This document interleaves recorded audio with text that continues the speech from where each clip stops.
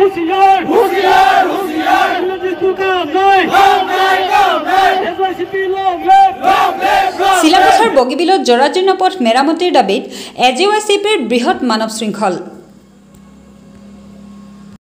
ধেমাজি জিলাৰ জোনাই বিধানসভা সমষ্টিৰ অন্তৰ্গত অতি গুৰুত্বপূৰ্ণ কুলাজানৰ পৰা বগীবিল দলঙৰ শিলাপথাৰ আৰু ডিব্ৰুগড় দুয়োপাৰৰ পথৰ প্ৰায় 31 কিলোমিটাৰ ৰাষ্ট্ৰীয় ঘাইপথৰ অৱস্থা জৰাজীৰ্ণ। উত্তৰ অসমৰ বিশ্বনাথ চাৰিআলি, লখিমপুৰ, ধেমাজি জিলাকে ধৰি অৰুণাচল প্ৰদেশৰ পৰা প্ৰতিদিনে শ শ পথচাৰীয়ে এই পথৰে ডিব্ৰুগড়লৈ শিক্ষা, স্বাস্থ্য, ব্যৱসায় আদি বিভিন্ন কামত যাতায়াত কৰাত জমৰ যাতনা ভুগিবলগীয়া হৈছে। উন্নত চিকিৎসাৰ বাবে ডিব্ৰুগড়ৰ অসম চিকিৎসা মহাবিদ্যালয়কে ধৰি বিভিন্ন চিকিৎসা প্ৰতিষ্ঠানলৈ যাওঁতে ৰোগীয়ে দেখিছে ত্ৰাহি মধুসূধন। পথচাৰীয়ে নিতৌ দেখে চকুৰে সৰিয়হ ফুল। যোৱা 2 বছৰ ধৰি পথৰ এনে দুৰৱস্থা সত্ত্বেও অসম চৰকাৰ, কেন্দ্ৰীয় চৰকাৰৰ লগতে বিভাগীয় কৰ্তৃপক্ষই পুনৰ নিৰ্মাণৰ বাবে কোনো ধৰণৰ পদক্ষেপ লোৱা নাই।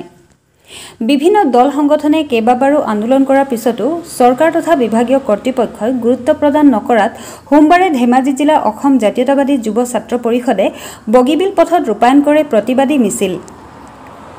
সোমবাৰে সহস্ৰাধিক প্ৰতিবাদকাৰীয়ে চৰকাৰ বিৰোধী বিভিন্ন শ্লোগানেৰে উত্তাল প্ৰতিবাদ সাব্যস্ত কৰে। কেন্দ্ৰীয় চৰকাৰ হাই হাই, অসম চৰকাৰ মুৰ্দাবাদ, নীতিন গাডকাৰী হাই হাই ইত্যাদি শ্লোগানেৰে কঁপাই তোলে বগীবিল পথৰ আকাশ বতাহ।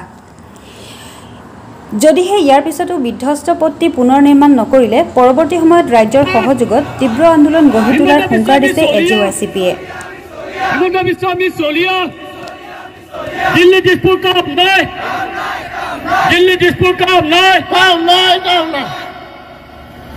SYCP long live, long live, long live. SYCP long live, long live, long live. Nitin Gadkari high high, high high high high. Nitin Gadkari high high. National Highway Authority high high, high high high high. Dike port niman সম্পূৰ্ণ কৰক, সম্পূৰ্ণ কৰক, সম্পূৰ্ণ কৰক. Dike port niman সম্পূৰ্ণ কৰক, সম্পূৰ্ণ কৰক, সম্পূৰ্ণ কৰক. Inkılap Zindabad, Zindabad, Zindabad. Inkılap Zindabad, Zindabad, Zindabad. SYCP long live, long live, long live. Jilamiti Zindabad, Zindabad, Zindabad. Jilamiti Zindabad.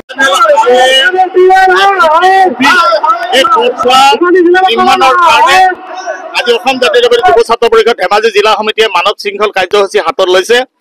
আমি অতি দুৰ্ভাগ্যজনকভাৱে এই কথা প্ৰকাশ কৰিব বিচাৰিছো যে এই পথছোৱাৰ দায়িত্বত ৰাজ্য চৰকাৰ আছে। 2018 চনত এই পথছোৱা নিৰ্মাণ হোৱাৰ পাছত ব্ৰিজখনৰ সৈতে যিখন বগীৰ ব্ৰিজ, এই ব্ৰিজখনৰ সৈতে এই পথছোৱা বৰ্তমানৰ প্ৰধানমন্ত্ৰীগৰাকীয়ে উন্মোচন কৰিছিল, উদ্বোধন কৰিছিল পথ আৰু দলং। তাৰ পৰৱৰ্তী পৰ্যায়ত আজি সুদীৰ্ঘ 6 মাহতকৈ অধিক সময় এই পথছোৱা গাঁত পথে ভৰপূৰ হৈ পৰিছে। আমি সকলোৱে জানো যে ধেমাজি, লখিমপুৰ, মাজুলী, বিশ্বনাথ বা অৰুণাচল প্ৰদেশ আদিৰ পৰা ডিব্ৰুগড়লৈ চিকিৎসাজনিত কাৰণত ৰোগী আহে। ডিব্ৰুগড় বিশ্ববিদ্যালয়ত অধ্যয়ন কৰি থকা ছাত্ৰ ছাত্ৰীসকল আহে। ডিব্ৰুগড় বিমানবন্দৰৰ পৰা বহিৰাজ্যলৈ যাবৰ কাৰণে যাত্ৰী আহে। এনেকুৱা এটা গুৰুত্বপূৰ্ণ পথ ৰাজ্য চৰকাৰখনে কিয় নিৰ্মাণ কৰা নাই, এইটো গতিকে এটা কোটিটকীয়া প্ৰশ্ন। আমি কৈছোঁ যে 31 কিলোমিটাৰ পথছোৱা যাবৰ কাৰণে প্ৰায় 2 ঘণ্টাতকৈ অধিক সময় লাগে।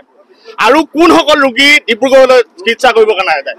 যিসকল ৰোগীক ধেমাজি জিলা, লখিমপুৰ জিলা, মাজুলী বা এই জিলাসমূহৰ চিকিৎসালয়সমূহে যিবোৰ ৰোগীক তেওঁলোকে সুস্থ কৰি তুলিব নোৱাৰে, যিবোৰ ৰোগীৰ অৱস্থা অত্যন্ত গুৰুত্বপূৰ্ণ হয়, যিবোৰ ৰোগীক ডিব্ৰুগড়লৈ ৰেফাৰ কৰে, তেনেকুৱা ধৰণৰ ৰোগী এই ৰাস্তাৰেদি চিকিৎসা ল'বলৈ আহে। তো এনেকুৱা এটা ধৰণৰ গুৰুত্বপূৰ্ণ ৰাস্তা ৰাজ্য চৰকাৰখনে নিৰ্মাণ নকৰাটো দুৰ্ভাগ্যজনক ঘটনা। আমি ৰাজ্য চৰকাৰৰ লগতে জোনাই বিধানসভা সমষ্টিৰ সন্মানীয় বিধায়ক ভুৱন পেগু ডাঙৰীয়াৰ ভূমিকাও আমি দুৰ্ভাগ্যজনক বুলি আখ্যা দিছোঁ। কাৰণ বিধায়কগৰাকীয়ে যদিহে তেওঁ পদক্ষেপ হাতত ল'লে হয় নিশ্চয়কৈ এই পথছোৱা মেৰামতি কৰিবৰ কাৰণে সক্ষম হ'লহেঁতেন। কিন্তু তাকে নকৰাটো বিধায়কজনৰ এটা দুৰ্বল তেওঁৰ ভূমিকা বুলি আমি অভিহিত কৰিছোঁ আৰু আশা ৰাখিছোঁ আজি ধেমাজি জিলা সমিতিয়ে মানৱ শৃংখল কাৰ্যসূচীৰ জৰিয়তে কেন্দ্ৰীয় পথ পৰিবহণ মন্ত্ৰী নীতিন গাডকাৰী ডাঙৰীয়ালৈ এখন স্মাৰকপত্ৰ প্ৰেৰণ কৰিব। আমি আশা ৰাখিম যে অতি সোনকালে national highway authority of India বা অসম চৰকাৰে তেওঁলোকে যাৱতীয় পদক্ষেপ হাতত ল'ব। 2018 চনত ভাৰতীয় প্ৰধানমন্ত্ৰী নৰেন্দ্ৰ মোদী ডাঙৰীয়াই যেতিয়া বগীবিল উদ্ঘাটন কৰিছিলে তাৰ পিছৰ পৰা যি বগীবিল কুলাজানৰ পৰা বগীবিল সংযোগী পথটোৰ কথা কিন্তু কোনেও আচলতে গুৰুত্বপূৰ্ণ ভূমিকা পালন কৰা আমি দেখিবলৈ পোৱা নাই। বিগত 6 মাহ ধৰি এই ৰাস্তাটোৰ যি জৰাজীৰ্ণ ৰূপ, এই জৰাজীৰ্ণ ৰূপটো আচলতে এইখন চৰকাৰে দেখিছে নাই। তেখেতসকলে কেৱল 27খনকৈ টুল গেট নিৰ্মাণ কৰি তাৰ ওপৰত কৰ কাটল লোৱাৰ তেওঁলোকে আচলতে ব্যৱস্থা কৰি থাকিব নেকি? এই উত্তৰ অসমৰ আচলতে চিকিৎসাৰ হাব যিখন আচলতে চিকিৎসা মহাবিদ্যালয়, এই চিকিৎসা মহাবিদ্যালয় ধেমাজি, লখিমপুৰ, বিশ্বনাথ আদি বিভিন্ন জিলাৰ পৰা যেতিয়া ৰোগীসকল যায় এই ৰাস্তাখন প্ৰায় 31 কিলোমিটাৰ ৰাস্তা পাৰ হ'বলৈ আচলতে 2 ঘণ্টাকৈ সময়ৰ প্ৰয়োজন হয়। আৰু যি সময়ত দেখিবলৈ পোৱা গৈছে এই ৰাস্তাটোতে বিভিন্নজন ৰোগী আচলতে বিভিন্ন সময়ত প্ৰাণ গৈছে বা বিভিন্ন ধৰণৰ দুৰ্ঘটনা সংঘটিত হৈছে। তাৰ পিছতো কিন্তু এইখন চৰকাৰে, এই ভাৰত চৰকাৰে হওক, এইখন অসম চৰকাৰে হওক, যি উত্তৰ পাৰৰ যি চিকিৎসাৰ হাব, য'ত আচলতে চিকিৎসা নকৰিলে ইয়াৰ আচলতে চিকিৎসাৰ সমস্যা কোনোকালে সমাধান নহয়, এই ক্ষেত্ৰত আচলতে কোনো ধৰণৰ গুৰুত্বপূৰ্ণ ভূমিকা আমি দিয়া দেখিবলৈ পোৱা নাই। গতিকে আমি আহ্বান জনাইছো অসম জাতীয়তাবাদী যুৱ ছাত্ৰ পৰিষদ ধেমাজি জিলা সমিতিয়ে এটা কথা ক'ব বিচাৰিছো, আজি এই মানৱ শৃংখল কাৰ্যসূচীৰ যোগেদি আমি এটা কথা স্পষ্ট কৰি দিব বিচাৰিছো, এই যি নিৰ্মাণ কাৰ্য এইটো অতি শীঘ্ৰে খুব কম সময়ৰ ভিতৰতে আচলতে পুনৰ নিৰ্মাণ কৰি দিব লাগিব। অন্যথা যুৱ ছাত্ৰ পৰিষদ ধেমাজি জিলা সমিতিয়ে যে ইয়াতকে আচলতে জংগী আন্দোলন গঢ়ি তুলিবলৈ বাধ্য হ'ব এই কথাখিনি আমি স্পষ্ট কৰি দিছো। গতিকে আমি আহ্বান জনাইছো, আজি আমি নীতিন গাডকাৰী ডাঙৰীয়াক এখন স্মাৰক পত্ৰৰ যোগেদি আৰু ইয়াৰ ফটো ফুটেজৰ যোগেদি আমি সকলোখিনি অৱগত কৰিম। তাৰপিছতো যদি কোনো ধৰণৰ আচলতে ব্যৱস্থা গ্ৰহণ নকৰে তেতিয়াহ'লে স্পষ্ট কথা খুব কম দিনৰ ভিতৰতে ইয়াৰ ওপৰত কিন্তু জংগী আন্দোলন গঢ়ি তুলিবলৈ বাধ্য হ'ম। ধন্যবাদ। এই কথাটো অতি দুৰ্ভাগ্যজনক হিচাপে চিহ্নিত কৰিছোঁ। আচলতে আমাৰ অসমৰ মুখ্যমন্ত্ৰীজনে প্ৰতিটো অকল আঁচনিৰ কথা ঘোষণা কৰি থাকে, কিন্তু আজি এই পথছোৱা বিশেষ কোলাজানৰ পৰা ডিব্ৰুগড় সংযোগী যি 31 কিলোমিটাৰ পথ প্ৰায় 6 মাহ দিন ধৰি কিন্তু অতি জৰাজীৰ্ণ হৈ আছে। এই 6 মাহ দিনত এই পথটোত বহু লোক দুৰ্ঘটনাগ্ৰস্ত হৈ মৃত্যুক সাৱটি ল'বলগীয়া হৈছে আৰু বহু ব্যক্তিয়ে কিন্তু চিৰ দিনলৈ মানে পংগু হ'বলগীয়া পংগু হোৱাৰ এটা পৰিস্থিতিৰ সৃষ্টি হৈছে।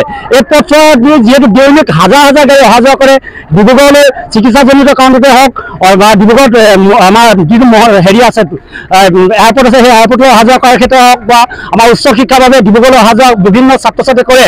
আৰু তাৰ লগতে বিভিন্ন ব্যক্তি শিৱসাগৰ, ডিব্ৰুগড়, তিনিচুকীয়াৰ পৰা বা ধেমাজি, লখিমপুৰ, মাজুলীৰ পৰা এই ব্যক্তিয়ে এই পথটোত অহা যোৱা কৰে।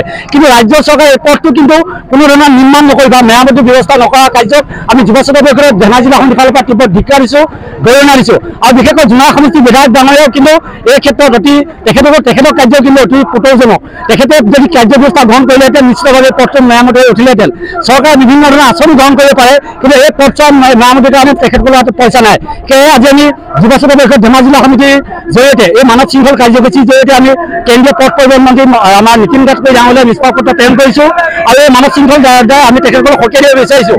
গতিকে অতি শীঘ্ৰে তেখেতসকলে এই পথটো মেৰামতি নকৰে যুৱ ছাত্ৰ পৰিষদে অনাগত দিনত তীব্ৰ গণতান্ত্ৰিক আন্দোলন গঢ়ি তুলিবলৈ বাধ্য থাকিব।